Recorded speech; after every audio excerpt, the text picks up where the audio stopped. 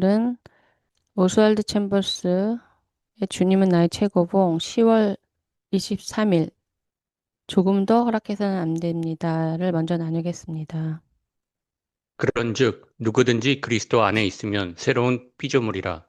이전 것은 지나갔으니 보라 새 것이 되었도다. 우리 주님은 절대로 편견을 장려하시지 않습니다. 오히려 대적하여 제거하십니다. 그러나 우리는 하나님께서 우리의 특이한 편견에 특별한 관심을 가지고 있다고 생각합니다. 하나님께서 다른 사람을 다루듯 절대로 그렇게 나를 다루실 것이라고 생각하지 않는 것입니다. 하나님은 그들을 엄하게 다루셔야 하지.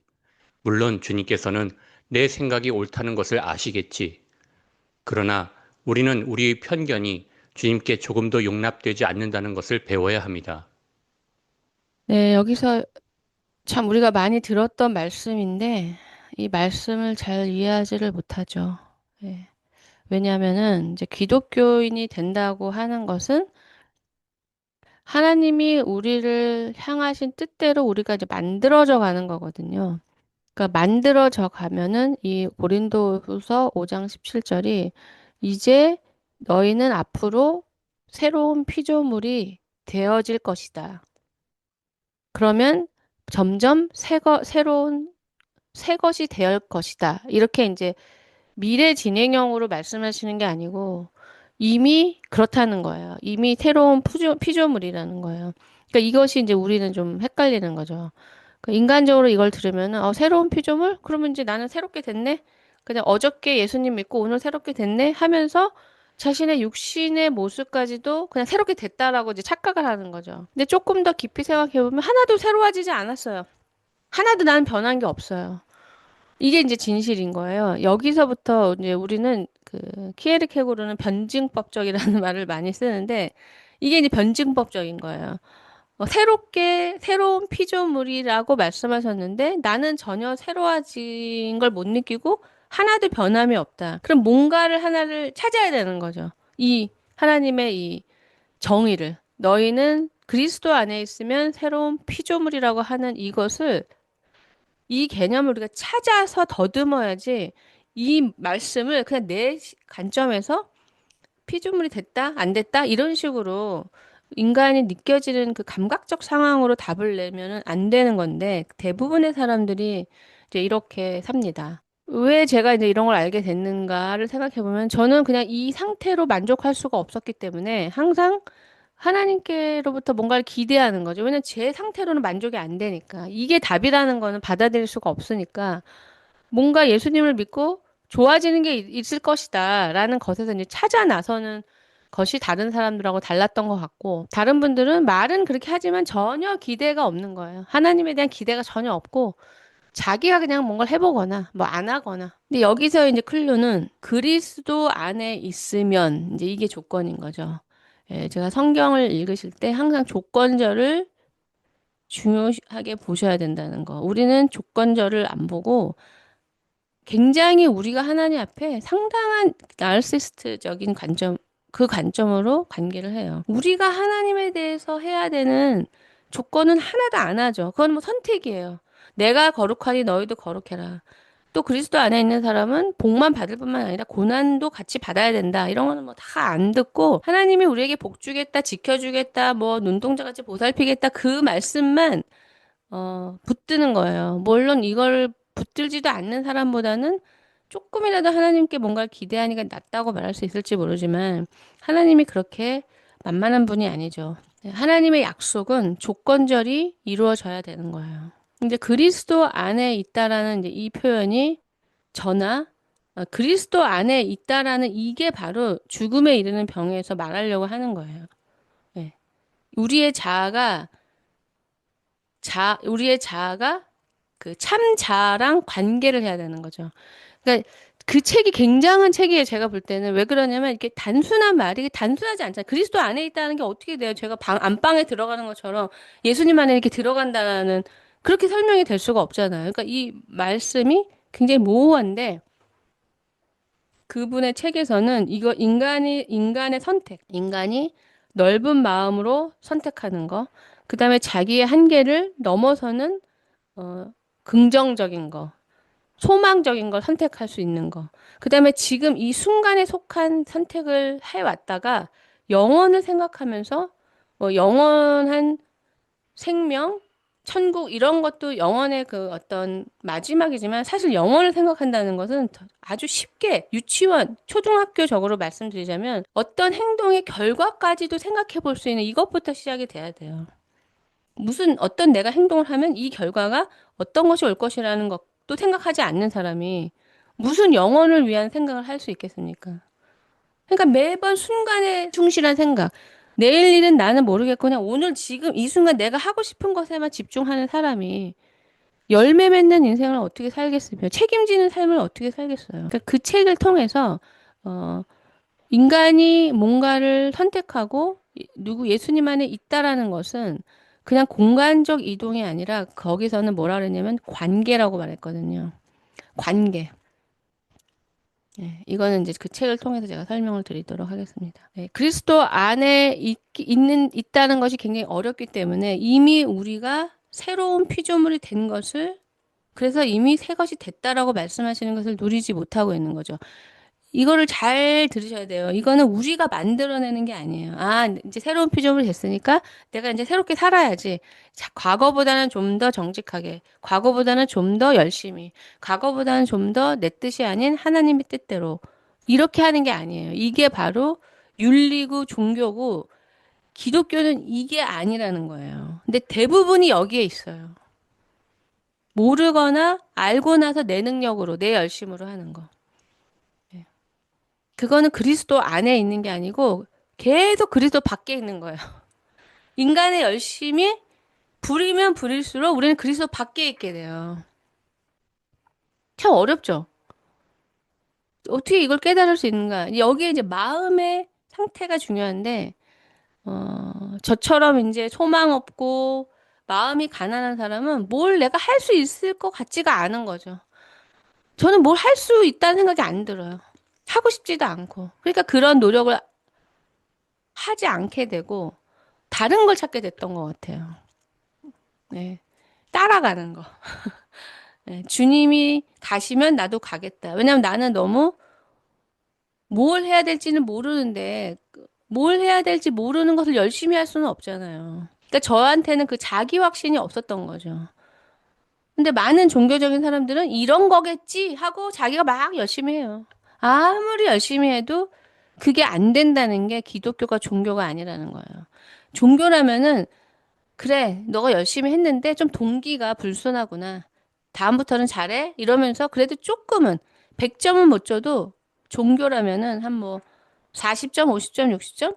뭐 이렇게 탈락은 아니지만 이렇게 좀 노력해? 라고 하면서 너는 열심히 했으니까 100점일지 모르지만 내가 볼 때는 네 동기가 들어가 있어. 그러니까 너는 50점, 다음엔 잘해? 이렇게 된다고 사람들이 생각하는 거예요. 근데 기독교는 0이냐 6이냐예요. 인간이 하는 그리스도 밖에 있는 거는 전혀 0이 될 수가 없어요. 그래서 인간이 뭔가를 할 수가 없는 거예요. 왜냐하면 사람이 하는 건 어떤 거를 해도 사람의 영혼을 살릴 수가 없어요.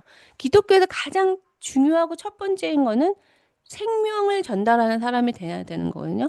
이 생명이 없다면 기독교가 특별하지가 않아요. 다른 종교랑 거의 비슷한 거예요. 생명을 주는 게 아니라면.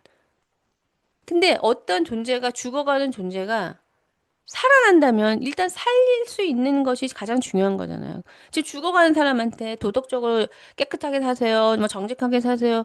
뭐 지금 죽어가고 있어요. 그거는 살고 나서 얘기잖아요. 근데 기독교가 이렇게 사람을 살리는 거라는 것에 대해서 사람들이 잘 모르는데 그럼 이게 어떻게 살아나는 거냐? 살아나는 무슨 약을 먹는 거냐? 이 삶이 예수라는 거예요. 인간이 살아날 수 있는 이 생명이 예수라는 거예요. 근데 지금 예수님 밖에서 열심히 하는 사람은 자기가 나뭇가지에서 떨어진 나뭇잎인지를 모르는 거죠. 그럼 계속 열심히 해서 더 나뭇가지는 바스락거려지면서 이제 더 빨리 죽죠. 그러니까 지난번에 제가 말씀드렸듯이 기독교는 인간의 어떤 목적, 어떤 목표, 플랜, 계획 이런 걸로 될 수가 없는 게 이 깨달음을 줄 수가 없기 때문에. 이 깨달음은 뭐 고등학교 졸업한다고 생기는 게 아니거든요. 가장 정직하게 깨달을 수 있는 방법은 하나님이 어떻게 만드셨냐면 아주 정직하게 인생을 살게 되면 깨닫게 돼요. 뭔가는 깨닫게 돼요. 아, 이게 나는 이런 게 안 되는구나. 내가 굉장히 예쁜 줄 알았는데 뭐 미인대에 갔는데 떨어졌어요. 그럼 객관적으로 안 예쁜 거잖아요. 이런 식으로 내가 굉장히 시골에서 공부를 잘했는데 서울에 와보니까 뭐 반에서 중간도 못해요. 그럼 나 되게 잘하는 줄 알았는데 그렇지 않구나. 뭐 이런 식의 현실 인식을 통해서 자기가 어떤 존재인지 조금씩 조금씩 객관적으로 이제 알게 되는 거죠. 근데 이 신공산주의 그리고 제가 만난 많은 분들은 비현실에 살잖아요. 그러니까 비현실은 풍선 속에 싹 자기가 들어가는데 어떻게 깨달아요? 아무것도 못 깨달아요. 모든 현실을 도피해서 비현실이라는 풍선 안에 들어가서 사는 거예요. 그러니까 이 사람들한테는 본인들은 뭐 현실을 외면해서 좋을지 모르지만 절대로 가질 수 없는 게 깨달음이에요. 그런 걸 이제 남들은 뭐라 하냐면 착각한다 그러죠. 그 사람은 절대 깨닫지 못하고 정상적인 사람이 그 사람을 보면 저 사람은 착각 속에 살고 있다 이렇게 말하는 거예요. 제가 이런 상태를 본 거죠. 착각 속에 사는 사람은 복음을 전해도 착각하면서 받아들이는 거죠. 어떻게 받아들이냐면 자기가 절대 죄인이 아닌 거예요. 절대 자기는 죄인이 될 수 없는 비현실을 만들어 놓은 거예요. 그래서 이 사람들이 엄청나게 종교적인 사람들이 되고 일반적인 교회에서는 막 엄청나게 믿음이 좋다고 인정받고 그러다가 어디로 갈지는 뭐 전 잘 모르겠습니다. 네. 첫 번째 문장 얘기하다가 이렇게 오래 갔습니다. 예. 새로운 피조물로서 우리가 만들어지는 게 아니라는 거. 이미 되어진 상태를 우리가 발견한다고 할 수 있는데 이 발견은 쉽게 말씀드려서 예수라는 생명을 먹는 거예요. 사실 예수님 안에 있다는 것은 그분이 우리 안에 들어오시는 거죠. 믿음으로. 그러니까 이거는 인간의 그 자각으로밖에 안 돼요. 나는 사는 게 아니다. 내 상태는 사망이다. 이렇게 할 때 예수님을 정말 내 안에 들어와서 나에게 생명을 주는 새로운 삶을 주십시오. 그분이 생명이기 때문에 내가 새로워지는 거거든요. 이 두 가지를 잘 분별하셔야 되는데 참 오래 걸려요, 이 깨닫는 게. 왜냐하면 자기가 죽어가는 존재라는 거. 자기에게 소망이 없는 영이 없다라는 거를 못 깨닫기 때문에. 그래서 예수님 안에 있으려고, 그분을 놓치지 않으려고, 그 생명이신 분이 내 안에 들어오게 하기 위해서 내가 굉장히 조심하고 이분을 모시는 듯한. 그래서 내가 이분을 따라가야 된다라는 이 깨달음보다는 굉장한 의지를 가지고 자기 열심으로 막 교회도 짓고 뭐 학교도 세우고 막 이렇게 하는 거죠. 그러면 그런 사람들에게서 우리가 봐야 될 거 성경에 나오잖아요. 그 하나님의 나라는 말에 있지 않고 능력에 있다. 아무리 뭐라고 그 사람이 뭐 옳은 말을 하는 것 같고 맞는 말을 하는 것 같아도 영의 말이어야지만 인간의 영혼이 터치가 돼요. 육의 말은 육만 터치해요. 지성을 터치하거든요. 근데 영의 말을 하는 사람들이 너무 없기 때문에 그냥 지적인 말을 조금만 제대로 하면 뭐 제대로 하고 있다 이렇게 말하는 거죠. 그러면 뭐 어차피 영의 말이 없는데 지식의 말이라도 하는 게 낫지 않느냐. 그건 아니죠. 지식은 교만하게 하기 때문에 오히려 더 안 좋아지는 거죠. 지키지도 않고 하지도 않을 거면서 예수님이 말씀하셨잖아요. 그 유대 지도자들에게 본인들은 하나도 지키지 않을 거면서 사람들한테 무거운 멍에를 쥐어준다. 하나도 본인 안 하면서 이런 걸 하라고 자꾸 가르친다는 거죠. 여기서 나오는 말씀, 본문의 말씀은 그 편견에 대한 거. 편견을 어떻게 말씀드릴 수 있냐면 우리는 이걸 옳다고 생각하는 거예요. 지금 객관적으로, 성경적으로 신앙 안에서는 이게 편견이에요. 자기만 옳고 편애, 편견, 선호 이런 거죠. 근데 우리는 이것이 내가 옳고 너네가 틀린 거라고 생각하고 있는 거예요. 내가 무슨 편견을 갖고 있지? 뭐 음식에 간을 넣는 것부터 뭐 마늘을 넣네 안 넣네 간장으로 하네 소금으로 간을 맞추네 이런 것도 선호가 아니라 자기가 옳은 거고 상대방은 틀리다고 말하는 이거를 제거하시는 거예요. 근데 우리는 제거가 안 되죠. 왜냐면 이건 정말 옳으니까. 이것이 깨지지 않으면 진리도 자기식으로 받아들이게 되는 거죠. 그러니까 여기서 나오는 예화가 그런 거예요. 내가 옳으니까 쟤는 틀렸어. 간장으로 간을 맞춰야 되는데 쟤는 소금으로 맞추니까 쟤가 틀린 거니까 주님 쟤를 좀 엄하게 다뤄주세요. 간장으로 맞추게 그렇게 가르쳐 주세요. 이런다는 거죠. 사실은 답이 없는데. 오히려 소금일 수 있는데 말입니다. 하나님께서는 우리의 편견을 지지하는 대신에 의도적으로 우리의 편견을 제거해 나가십니다. 하나님의 섭리 가운데서 주께서 어떻게 우리의 편견을 다루시는가를 보는 것은 귀한 영적 훈련입니다. 하나님께서는 우리가 어떤 편견을 가지고 살아왔던 별로 상관하지 않습니다. 하나님께서 원하시는 단 한 가지는 우리의 무조건적인 항복입니다. 네, 이 말씀은 제가 지금 말씀드린 것처럼 하나님께서는 이걸 편견으로 보시는데 우리는 이걸 옳다고 보기 때문에 안 내려놓는다는 거죠. 그러니까 우리가 옳다라고 하는 것들을 하나님이 계속 깨뜨리셔서 진리만이 옳다라는 것으로 이제 우리를 인도하시죠. 그래서 이제 처음에 중요한 거는 우리의 뭐 식습관, 옷 입는 거, 삶의 방식 이런 걸로 사람들 판단하고 비난하고 우월감 가지고 열등감 가지고 이제 이러는 거죠. 복음이 아닌 걸로 굉장히 오랜 시간을 보내요. 왜냐면 그게 너무 오르니까 그걸 다 막 사람 판단하는 거죠. 예, 그것이 우리의 성장은 내가 예전에는 저랬었는데 이제는 편견에서 하나님 편견을 다루셨다는 건 내가 거기서 나왔다는 거죠. 그럼 우리가 뭘 깨닫게 되냐면, 내 시야가 되게 좁았구나. 난 저것을 옳다고 생각했었구나. 라는 것이 보인다는 건 이제 거기서 나온다는 거죠. 대체적으로 이제 요즘에 보시면은, 뭐 우리가 이제 부유해지면서 한국이 뭐 좋은 거, 먹는 더 좋은 거, 올가닉, 또 뭐 화장품 더 좋은 거, 옷도 더 좋은 거, 뭐 점점 어떤 좋으면 좋겠죠. 돈이 많고 싸구려보다는 비싼 게 좀 더 좋을 수 있겠죠. 근데 더 중요한 거는 사람의 그 내면이잖아요. 그렇게 좋은 거를 안 쓰면 뭐가 잘못될까 봐 두려워할 바에는 그것이 정말 좋은 건지를 알아봐야 되지 않겠습니까? 내 필요에 따라서 좋은 거 쓸 수도 있고 나쁜 거 쓸 수도 있고 뭐 비누일 수도 있고 물비누일 수도 있고 그게 뭐가 그렇게 중요해요. 너무나 중요하지 않은 것에 매여서 사는 거죠. 한국에서는 뭐 유통기한 조금만 지나도 뭐 다 버리고 가난한 나라에서는 없어서 못 먹잖아요. 아무 상관없잖아요. 얼마나 또 우리나라는 물을 많이 쓰냐고요. 물을. 한국은 너무 깨끗하게 살아서 너무나 낭비를 많이 하는 게 이제 보여요. 저도 돌아다니다 보니까. 그 이 지구상에서 그 더러움을 먹고 그냥 정말 시궁창물 먹고 사는 사람들도 많은데 그런 걸 보면서 이것이 깨끗한 방법이고 이렇게만 살아야 된다라고 하는 것을 받아들일 수는 없겠죠. 하나님께서. 우리가 거듭나면 성령님은 우리 안에 새로운 창조를 시작하십니다. 이전 옛 모습이 조금 더 남지 않은 때가 올 것입니다. 과거의 외식과 편견이 사라지고 하나님께로부터 난 것으로 가득 차게 될 것입니다. 정욕과 이기심이 없는 삶과 사람들의 조롱을 초월하는 그러한 생명을 어떻게 얻을 수 있습니까? 성내지 아니하며 악한 것을 생각하지 아니하고 언제나 온유한 사랑을 할 수 있는 그러한 생명을 어떻게 소유할 수 있습니까?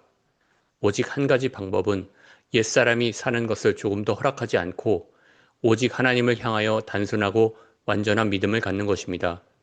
이 믿음은 하나님의 축복보다는 오직 하나님 그분만을 원하는 믿음입니다. 하나님께서 축복을 다 거두어 가신다고 해도 주를 향한 믿음이 흔들리지 않을 수 있습니까? 하나님께서 살아 역사하신다는 사실을 믿고 안다면 어떤 일이 발생할지라도 염려하지 않게 될 것입니다. 그 이유는 세상이 볼 수 없는 하늘에 계신 우리 아버지를 우리가 실제로 신뢰하기 때문입니다. 네, 저도 지금 여기서 설명한 대로 약간의 이런 관점으로 사람들에게 다가갔어요. 근데 정말 슬프고 괴로운 거는 손톱만큼의 진심이 없는 거예요. 사람들이. 그러니까 하나님이 자신의 전부를 다 주시고 이 사랑을 네가 어떻게 이해하느냐를 저는 보시는 것 같아요. 근데 뭐 받는 것만 좋아하지 진심이 하나도 없다는 거예요. 그것을 사랑으로 인식해서 하나님께 관계적으로 화답하는 사람이 너무나 적다는 겁니다. 예, 성령께서 이제 우리가 이제 예수 안에 우리가 들어있다는 것은 어떻게 보면 성령이 우리 안에 들어와서 사실 수 있도록 우리가 영접을 하는 거죠. 그럼 성령께서는 그 하나님의 뜻을 가지고 우리를 계속 인도하시는 거예요. 근데 딱 이 시점에서 주님은 영접합니다 해놓고 성령은 들어오셨는데 그때부터 자기 맘대로 사는 거예요. 그때부터 왜 자기 맘대로 사냐면 자기가 생각하는 기독교를 자기가 사는 거예요. 그럼 이 생각에서 잘못된 게 뭐냐면 본인이 기독교를 어떻게 아냐고요. 그러니까 우리가 이것을 관계에서 보면 돼요. 타인을 우리는 알지 못하는데 그 타인을 나처럼 생각해가지고 관계하기 때문에 관계가 안 되는 거잖아요. 근데 하물며 하나님의 생각을 우리가 어떻게 압니까? 천지와 만물을 지으신 하나님의 생각을. 굉장히 하나님은 무서우세요. 왜냐면 하나님은 우리에게 생명을 주신 분인데 이 하나님의 테스트를 대학 학력고사처럼 거기까지 시험을 본 사람이 욥이에요. 하나님 편에서는 우리를 만드셨고 인생을 주셨고 시간을 주셨어요. 근데 이것을 하나님이 주신 걸로 믿는 사람이 얼마나 됩니까? 근데 우리가 저항할 수 없는 건 죽음이거든요. 그러면 이제 그것도 저항하는 거죠. 평생 하나님의 것을 내 것처럼 내 맘대로 살다가 하나님이 내가 너에게 모든 걸 줬으니까 뭐 네 자녀 한 명을 내가 내 도구로 사용하고 싶다. 그럼 뭐 또 팔팔 뛰는 거죠. 안 된다고. 너의 돈을 내 나라를 확장하는데 좀 써라. 그래도 이거 내 돈이라고 안 된다고 하는 거죠. 대체로 다 이렇게 살아요. 왜냐면 하나님은 글쎄요, 뭐 망하게 하실 수는 있어도 사랑을 억지로 하게 하시진 않거든요. 그래서 하나님은 귀한 걸 사용하시지 뺏어서 사용하시진 않아요. 망하게 할 수는 있어요. 왜냐면 죄의 결과로서. 그거는 하나님이 너 좀 망해 이게 아니라 본인이 선택한 것에 대한 결과인 거죠. 악을 선택하면 망할 수밖에 없는 것이죠. 네, 새로운 창조를 시작하실 때, 우리는 계속 따라가게 되면서 계속 편견과 자기 애착에 대해서 이제 죽게 되는 삶을 사는 거니까 우리가 원하는 삶은 아니에요. 성령을 따라 사는 삶은 편하고 안전하고 뭔가 하나도 장애물이 없고 이런 것이 아니라 장애물을 넘어가고 문제를 해결하고 모험을 내가 스스로 모험을 시작하고 이런 식으로 사는 거예요. 그러니까 뚫는 삶이지 문제가 없이 사는 게 아니에요. 근데 하나님께서 아까 지금 얘기하다가 제가 다른 데로 갔는데 요백에 하신 질문이 이거였어요. 욥의 주제는 뭐냐면 인간이 하나님을 선하다, 선하지 않다라고 평가할 수 없다는 거예요. 그것에 대한 테스트예요. 그러니까 욥은 아무리 생각해도 자기가 받는 고난의 의미를 알 수가 없었어요. 자기는 정말 의인으로서 살려고 했고 하나님을 사랑했기 때문에. 근데 하나님께서는 그래도 그 사람이 내려야 되는 답은 이거죠. 아주 겸손한 거죠. 나에게 무슨 일이 있어도 하나님은 선하다. 이렇게 나오는 게 우리 믿음의 고백이에요. 그래서 하나님 앞에 정말 좀 그분과 관계를 하고 진지하게 따라가려고 하는 사람한테는 하나님 반드시 이것을 질문하세요. 네가 내가 준 복 때문에 나를 선하다 하느냐?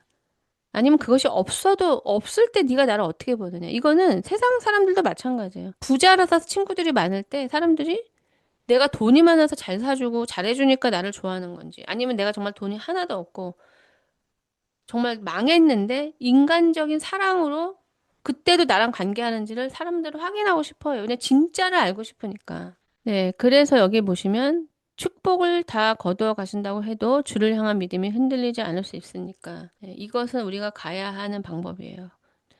가야 하는 길이에요. 우리는 정말 저도 이거를 이제 가봐서 아는 건데 제가 갈 때는 저도 이것이 버거웠어요. 그래서 제가 말씀드리는 거예요. 우리가 어떤 인간이었는지를 기억하고 하나님을 믿지 않았다면 어떻게 됐을 것을 상상해 보시라.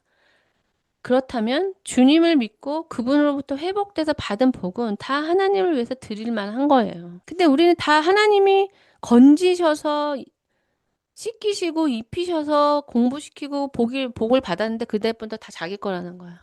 그 다음부터 하나님이 야박하게 왜 내 건데 내놓으라고 하느냐. 왜 내 걸 달라고 하느냐. 이런 식으로 잘못된 계산에 빠지는 거죠. 그래서 이 하나님을 제대로 아는 사람은 모든 것이 다 주의 것이라고. 이렇게 말하는 사람이에요. 그러니까 내가 내놓는 거를 내 의가 되지 않은 거. 어차피 하나님이 맡기신 것을 내가 이 땅에서 관리자로서 쓰다가 하나님의 것으로 돌려드리는 이게 우리에게 맞는 인생이거든요. 저는 그렇게 지금 인도를 받고 있어요. 제가 지금 갖고 있는 뭐 어떤 것도 다 제 게 아니기 때문에 거기서 살으라고 하실 때는 그냥 저희 집처럼 그것도 뭐 종처럼 내 집이 아니니까 이런 것도 안 만지고 뭐 주님의 것이니까 저는 쪽방에서 그거를 원하시는 것도 아니죠. 하나님이 충성된 관리자로 하나님이 열쇠를 맡길 수 있는 관리자로 선한 주인으로 여겨서 그분이 맡기신 것을 선하게 누리고 하지만 이것의 소유권을 하나님께, 하나님의 것을 하나님이 뭐 다른 사람한테 이걸 넘겨라, 얘한테도 좀 방을 줘라. 그러면 그걸 기쁘게 줄 수 있는 이런 관계를 원하시는 거죠. 근데 우리는 많은 오랜 시간 동안 자신의 이 편견과 잘못된 그 소유권, 주장을 통해서 씨름을 많이 합니다. 근데 이제 이 씨름을 하려는 마음에서 우리가 선택해야 되는 거는 모든 것을 내려놓고 예수님을 붙들어야 돼요. 저는 그렇게 했어요. 왜냐면 이게 예수님으로부터 오는 복인데 사람들은 복을 계산하느라고 예수님이랑 관계가 멀어지는지도 몰라요.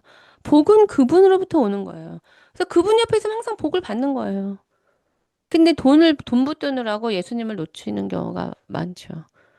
근데 점점 그분과 연합되기 위해서는 오히려 눈에 보이는 이 가시적인 것들은 점점 내려놓게 돼요. 그분과 더 연합되기 위해서는. 그래서 예수님을 놓치는 것을 가장 두려워하게 되는 거죠. 그냥 그분이 생명의 근원인데 내가 아무리 아름다운 나뭇잎이라 할지라도 나무에서 떨어지면은 금방 죽는 거잖아요. 사망의 역사잖아요. 그때부터.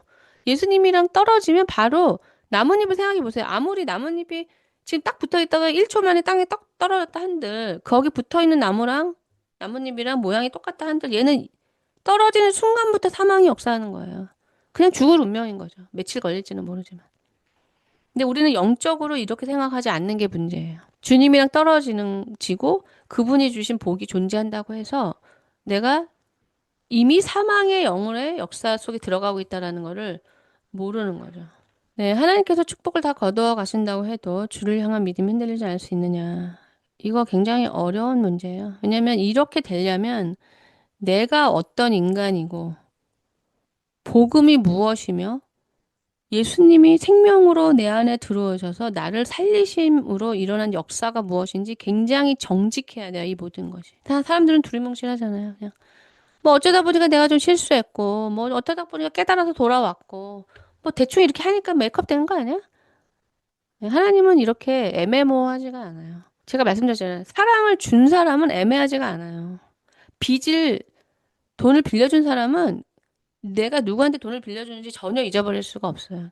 돈을 갚을 사람이 잊어버려요. 그래서 우리는 빚을 진 사람이잖아요. 쉽게 잊어버릴 가능성이 있기 때문에 이거를 정확하게 계산하려는 노력. 처음부터 내가 어떤 존재였고 이 과정이 무엇인지를 이 첫사랑을 잊지 않으려는 노력을 하지 않으시면 첫사랑으로 끝나는 사람들 제가 너무나 많이 봐서 이렇게 말씀드리는 거예요. 첫사랑은 주님이 우리에게 한없이 자신을 부으시는 거지 우리의 노력은 하나도 없어요. 그러니까 첫사랑으로 끝났다는 거는 이 인간이 하나님께 보상하고 하나님의 이 놀라운 은혜에 대해서 자기가 사랑을 고백한 게 전혀 없다는 거예요. 그냥 받기만 하다 끝난 거죠. 네, 이렇게 23일자는 마치겠습니다.